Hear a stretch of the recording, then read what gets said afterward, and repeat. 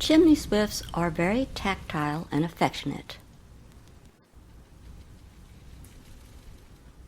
This behavior that looks like kissing is called bill fencing.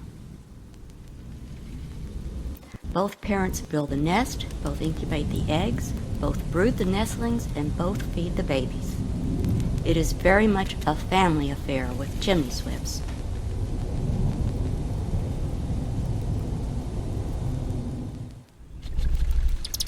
There will be only one active nest per year in any structure, regardless of the size of the structure.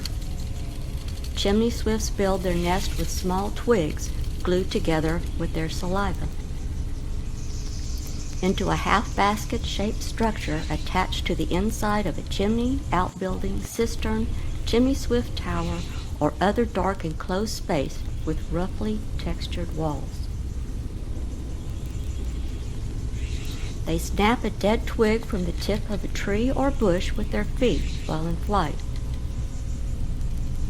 transfer it to their bill, and return to the nesting site where they glue it in place with their saliva. They will often become impatient if their mate takes too much time with the twig. Here, one bird actually pushes the mate out of the way.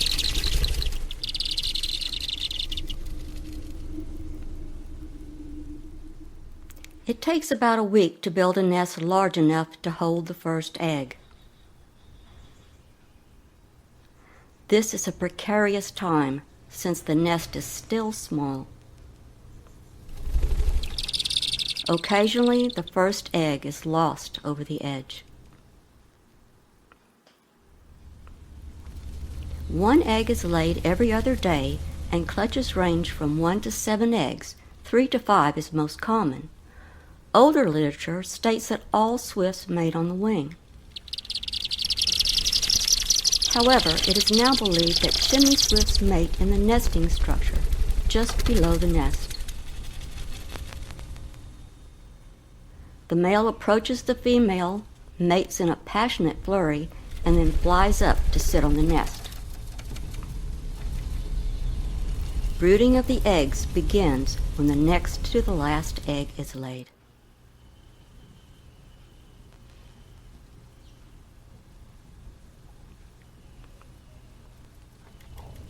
The parents keep their saliva flowing by slathering the wall above the nest with a salivary arch, seen here. The saliva is not only important in construction of the nest, but in the health of the babies. It serves the same purpose as colostrum in mammals, providing beneficial flora for their digestive systems and the ability to fight off potential pathogens.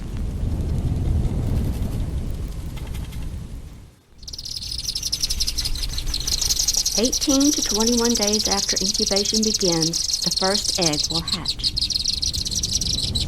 The young are blind, naked, and helpless. They are about the size of the tip of your little finger. At first, the parents will have enough food to feed all of the young with one mouthful. Here you can see the stringy saliva that has to be snapped free before moving on to feed the next baby.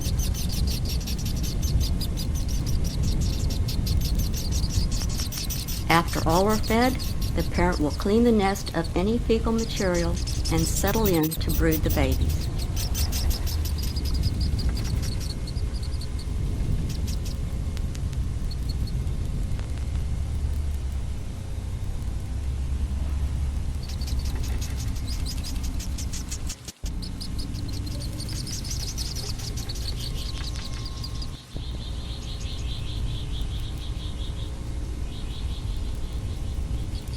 The parents land below the nest and then climb up the wall to feed the young. The youngsters quickly learn this and begin hanging their heads over the edge to be fed.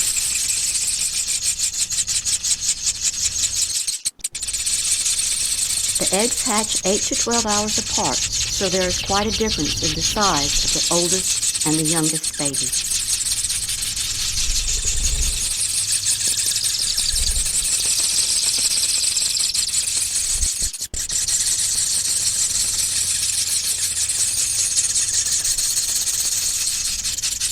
In many species of birds, the smaller and weaker members of the brood may not be fed. However, with chimney swifts, the parents make certain every chick gets its share.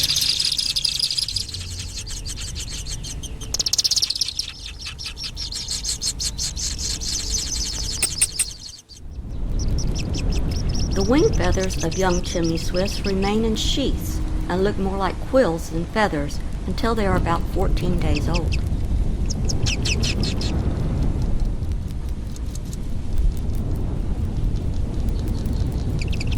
Here the young have learned to cling to the nest and start to flap their wings.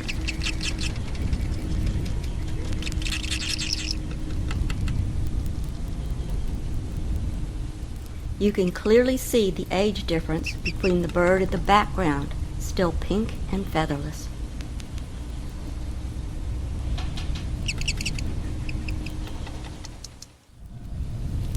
Once a chimney swift is 14 days old, its eyes open for the first time, and the feathers begin to unfurl.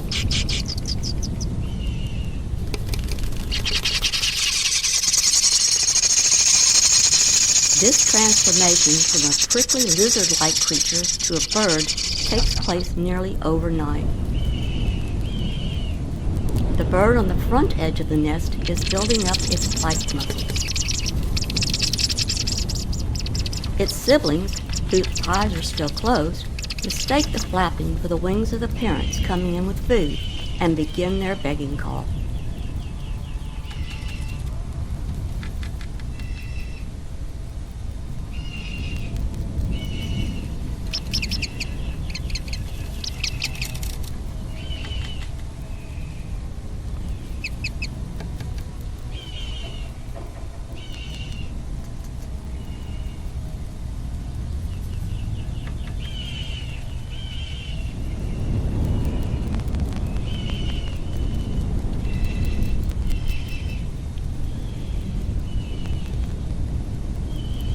Notice how the birds stretch and preen. They are becoming restless on the nest and will soon leave it behind as they climb onto the wall to roost with their parents.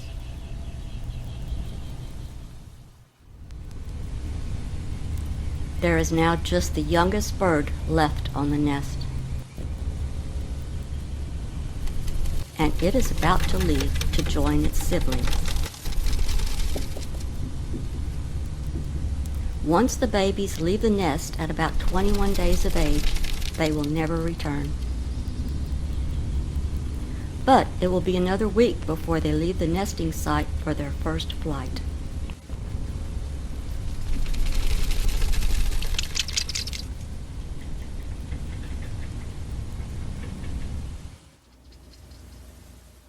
Once off the nest, they still cannot fly, but they can climb like crazy. In just a day or so, they will be able to fly up and down inside the nest site like the second older bird.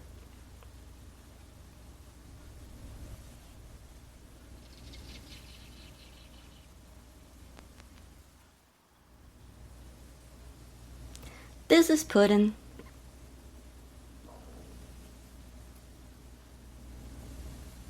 He sees his reflection in the camera lens and has come up for a closer look.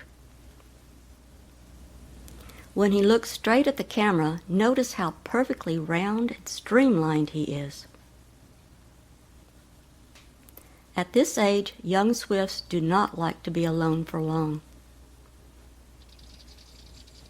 And he soon goes back to snuggles with the safety of his siblings. These birds are 28 to 30 days of age and ready to leave for their first flight.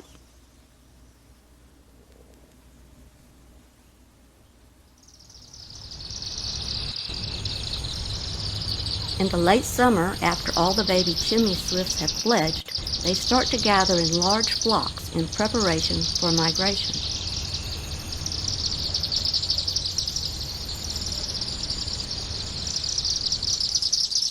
At dusk, they begin to circle the roost tower, often putting on one of the most wonderful shows in nature.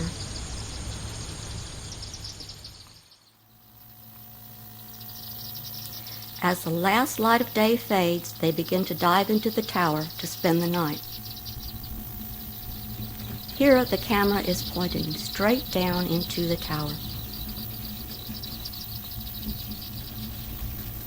It is actually pitch black in the tower, but with the use of specially designed infrared lighting, the Kyles have been able to study the chimney swifts at night without disturbing them.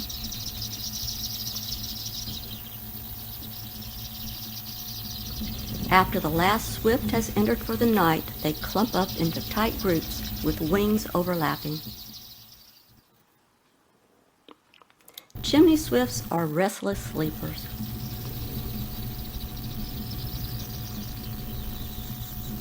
Softly chippering and chattering all night, anxious for the first light of day when they can return to the sky. Morning departure is not as organized as the evening entry.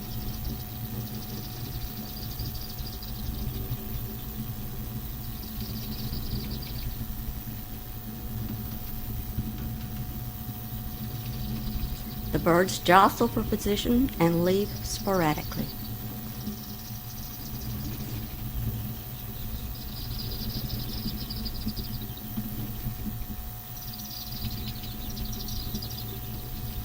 It is easy to see their relationship to hummingbirds in this video.